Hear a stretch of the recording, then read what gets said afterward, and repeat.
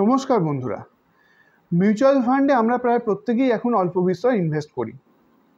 Mutual ফান্ডের এই জনপ্রিয়তার অন্যতম কারণ হলো এর রিটার্ন পার্সেন্টেজ। গত 2-3 দশক ধরে মিউচুয়াল ফান্ড অ্যাসেট ক্রিয়েশন বা ওয়েলথ ক্রিয়েশনের একটা অন্যতম মাধ্যম হিসেবে বিবেচিত হচ্ছে। আমরা সকলেই শুনেছি mutual fund is subject to market risk, কিন্তু আমরা এটা কি জানি মিউচুয়াল ফান্ডে ডিফল্ট রিস্ক আছে কি?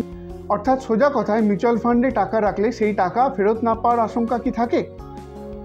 এই প্রশ্নের উত্তর দেওয়ার আগে মিউচুয়াল ফান্ডে কী কী রিস্ক আছে সেগুলো আমাদের আগে আলোচনা করা দরকার। প্রথম রিস্ক হচ্ছে ইনফ্লেশন রিস্ক। ইনফ্লেশন শব্দটির সঙ্গে আমরা প্রায় প্রত্যেকেই পরিচিত।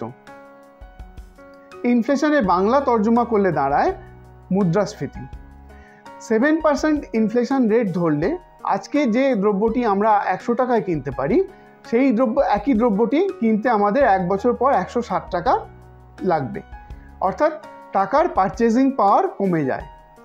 এখন আমাদের এনশিওর করতে হবে যে আমরা ইনফ্লেশনকে যাতে বিট করতে পারি এবং আমাদের রিয়েল রেট অফ রিটার্ন যাতে পজিটিভ হয়। ইকুইটি মিউচুয়াল ফান্ডগুলো ইনফ্লেশনকে বাই সাবস্ট্যান্সিয়াল মার্জিন বিট করে এবং আমাদের ওয়েলথ ক্রিয়েট করতে হেল্প। দ্বিতীয় রিস্ক হলো কনসেন্ট্রেশন রিস্ক। মিউচুয়াল ফান্ডে ইনভেস্ট করার অন্যতম কারণই হলো ডাইভার্সিফিকেশনের মাধ্যমে রিস্ক কমানো। কিন্তু মিউচুয়াল ফান্ডে এমন অনেক স্কিম আছে যেখানে পোর্টফোলিও ডাইভার্সিফাইডের বদলে কনসেন্ট্রেটেড থাকে, যেমন sectoral funds, thematic funds etcetera. সেখানে কোম্পানি ওয়াইজ এবং সেক্টর ওয়াইজ ইনভেস্টমেন্ট ডাইভার্সিফাইড থাকে না। এই ডাইভার্সিফাইড না থাকা থেকেই কনসেন্ট্রেশন রিস্কের উদ্ভব হয়। ফলে যে ফান্ডের পোর্টফোলিও কনসেন্ট্রেটেড সেই ফান্ডের রিস্ক বেশি একটা ডাইভার্সিফাইড মিউচুয়াল ফান্ড স্কিমের তুলনায়। 3 নম্বর রিস্ক হচ্ছে মার্কেট রিস্ক। বিভিন্ন ইকোনমিক ফ্যাক্টরস যেমন interest rate, inflation rate, political situation এগুলো শেয়ার মার্কেটকে নিয়ন্ত্রণ করে। অর্থাৎ মার্কেট এগুলোর দ্বারা আপ বা ডাউন হয়। ফলে মিউচুয়াল ফান্ডের ন্যাভও এগুলোর দ্বারা আপ ডাউন হয়। ফলে মিউচুয়াল ফান্ডের রিটার্ন ভলাটাইল হয়। অর্থাৎ মিউচুয়াল ফান্ডের রিটার্ন ফিক্সড পার্সেন্টেজ থাকে না।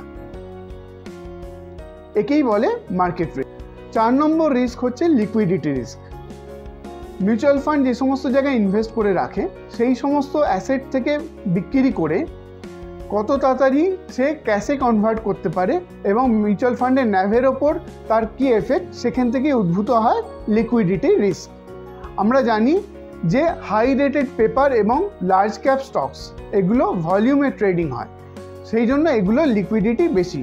পক্ষান্তরে স্মল ক্যাপ স্টকস তার লিকুইডিটি কম, ফলে স্মল ক্যাপ স্টকস বিক্রি করে ক্যাশে কনভার্ট করাটা একটা প্রবলেমেটিক সিচুয়েশন হয় এবং এগুলো ন্যাভের ওপর এফেক্ট করে। 5 নম্বর এবং শেষ রিস্ক হলো ক্রেডিট রিস্ক। ক্রেডিট রিস্ক মূলত ডেট ফান্ডের সঙ্গে সম্পর্কিত। মিউচুয়াল ফান্ড স্কিম যে সমস্ত ডেট ইনস্ট্রুমেন্ট যেমন বন্ড, ডিবেঞ্চারে ইনভেস্ট করে সেই সমস্ত ইনস্ট্রুমেন্ট থেকে ইন্টারেস্ট পেমেন্ট এবং ম্যাচুরিটি অ্যামাউন্ট যদি ঠিক সময় ফেরত না পায় বা দেরিতে ফেরত পায়, সেখান থেকে যে রিস্ক উদ্ভূত হয় তাকে বলা হয় ক্রেডিট বা ডিফল্ট রিস্ক। যদি মিউচুয়াল ফান্ড লো রেটেড পেপারসে ইনভেস্ট করে তার ডিফল্ট রিস্ক বা ক্রেডিট রিস্ক বেশি থাকে, যেমন ক্রেডিট অপরচুনিটিজ ফান্ড। সুতরাং আলোচনা থেকে বোঝা গেল মিউচুয়াল ফান্ড নিজে যেখানে ইনভেস্ট করে সেখানে ডিফল্ট রিস্ক আছে। তাহলে প্রশ্ন হচ্ছে, আমরা মিউচুয়াল ফান্ডে ইনভেস্ট করলে আমাদেরও কি ডিফল্ট রিস্ক থাকে? এই প্রশ্নের উত্তরে বলা যায় যে না, মিউচুয়াল ফান্ড সারদা বা রোজভ্যালির মতো ফিনান্সিয়াল ইনস্ট্রুমেন্ট নয়। মিউচুয়াল ফান্ডে রিডেমশন রিকোয়েস্ট দিলে ফান্ড হাউসগুলো যথেষ্ট পরিমাণ টাকা মজুদ রাখে যাতে এই রিডেমশন প্রেশার মিট আপ করা যায়, এবং এখনও পর্যন্ত এই সিচুয়েশন হয়নি যে কোনো একটা নির্দিষ্ট মিউচুয়াল ফান্ডে একসঙ্গে সমস্ত ইনভেস্টর রিডেমশন রিকোয়েস্ট দিয়েছে। সুতরাং বলা যেতে পারে যে মিউচুয়াল ফান্ড নিজে ডিফল্ট রিস্কে এক্সপোজ থাকলেও ইনভেস্টরদের পক্ষে যারা মিউচুয়াল ফান্ডে ইনভেস্ট করেন তাদের ডিফল্ট রিস্ক নেই।